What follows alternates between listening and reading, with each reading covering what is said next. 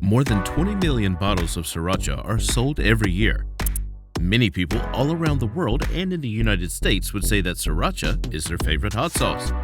But most people have no idea that the delicious and spicy condiment was actually created by a Chinese immigrant in Vietnam in the 1970s. His personal story, as well as the tale of how he created the now world famous sauce, are certainly one of a kind.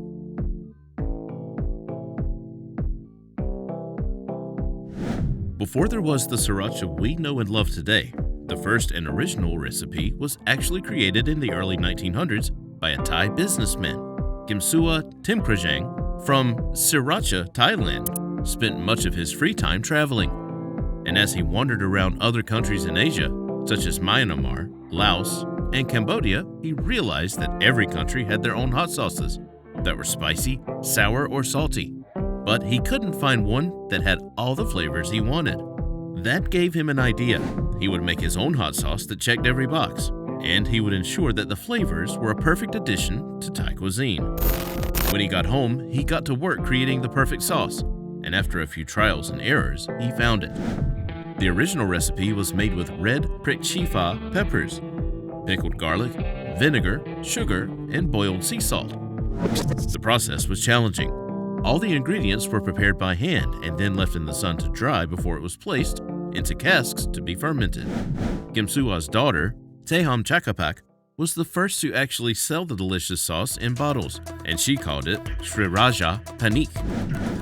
However, Kimsua and Teham weren't planning to create a business, let alone an empire, with their sauce, and didn't patent the recipe. In fact, the ingredients were listed on the side of the bottle, and while the sauce was only being sold in their small village, eventually, word would get out about what was soon to be known as Sriracha.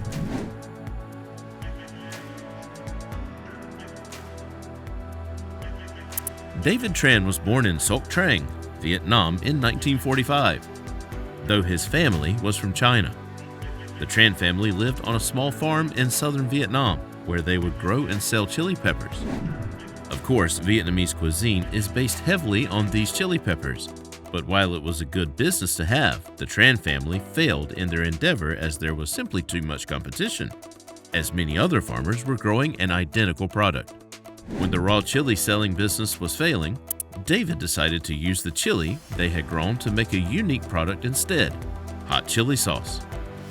His recipe had oil, vinegar, sauté spice, soybeans, chiles, garlic, salt, and some preservatives to ensure it would last on the shelf.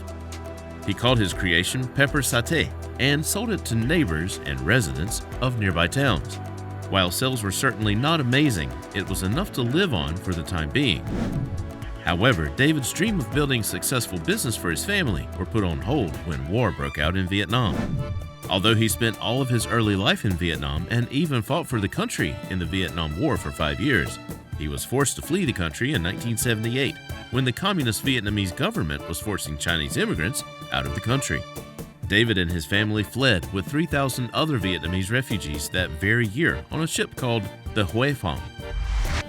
And the journey on the Hue Phong turned out to be one of the worst and most life-changing experiences of David's life. The ship landed in Hong Kong, but with the influx of refugees, Hong Kong refused to let the overcrowded and exhausted people off the ship. They sat with nowhere to go and nowhere to call home for days on end, with no idea what would happen to them next. And even after being let off the boat, they had to wait for 6 months in a refugee camp. But finally, David and his family were granted asylum in the United States. While they first landed in Boston, Massachusetts, the Trans moved to Los Angeles, California, to officially start their new lives.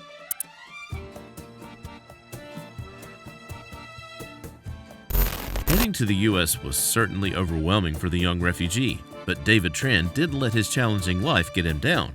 Instead, he decided that he would go back to what he knew, hot sauce. When he arrived in Los Angeles, he went directly to Chinatown to look for hot sauces that would taste like home, but he couldn't find any with the real flavor he had come to know and love, making his own. David decided to make his own pepper sauté sauce at home for his own enjoyment. But he also noted that in the many grocery stores in LA, there were very few flavorsome hot sauces available, Plus, he noticed that Americans loved prepared foods and weren't taking the time to make their own sauces at home. That's when he decided that he would start up his hot sauce business again and hoped to make enough to support his family. The business model was simple. He would make the sauce by hand in his kitchen and sell it door to door driving around in his van. Incredibly, the business was quite successful. In just the first few months, he had made thousands of dollars with his pepper satay sauce. In fact, the business was doing so well that David decided to invest into building his infrastructure. He couldn't get a loan, so David took a huge risk and used his family's savings to invest in himself and his sauce. With the money, he rented a small shop in Chinatown where he would have more space to make his hot sauce. And he started focusing not only on increased production, but also on creating a recognizable brand. David wanted to make sure that his logo and bottling represented himself as well as the sauce itself. He chose the rooster as the logo because it was his zodiac sign, and he made the bottle cap green because then, with the red sauce inside, it would look like a chili pepper. He named his new company Huy Fong after the ship that took him away from Vietnam, and was ready for business. But things didn't go exactly as planned. He had bought new machinery in order to expedite the manufacturing process, but they didn't work as well as he had hoped. Luckily, David taught himself how to fix and adjust the machines to serve his needs. And finally, he found his footing with his new business. At the same time, there were more and more refugees arriving to the United States from Vietnam during and after the war. At first, David thought that the best way to sell as much hot sauce as possible was to make it just like he did at home, so that it went perfectly with Vietnamese cuisine. But then, he had a change of heart. He had seen how well Heinz ketchup was doing around the country and thought to himself, I should create something that everyone can enjoy. Instead of making his pepper satay sauce like he was planning, he switched gears and adapted the recipe from the Thai Sriracha panic hot sauce that was popular at the time. Like the original recipe, David used chilies, garlic, salt, vinegar, and sugar, but he decided to use fresh peppers as opposed to sun-dried as they used in Thailand. And in order to honor where the recipe had originally come from, David named his sauce Sriracha. However, Sriracha wasn't as immediately successful as David thought it would be. In fact, it almost never got on the shelves at all.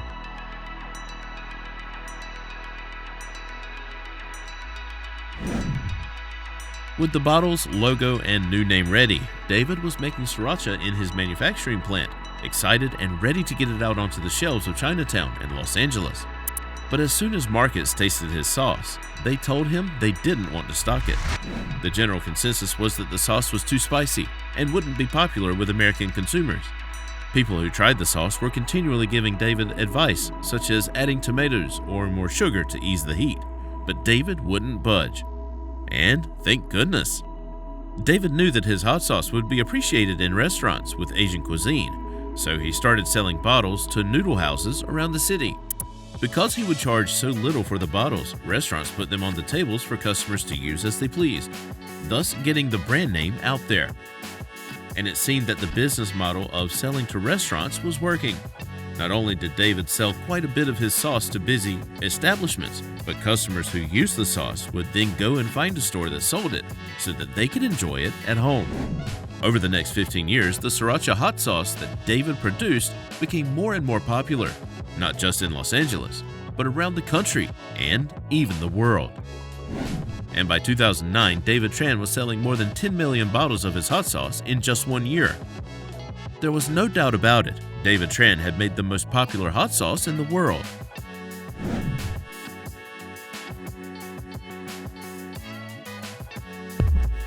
By 2013, Sriracha had made over $85 million in revenue, and according to sources, its revenue is growing at an average rate of 20% per year.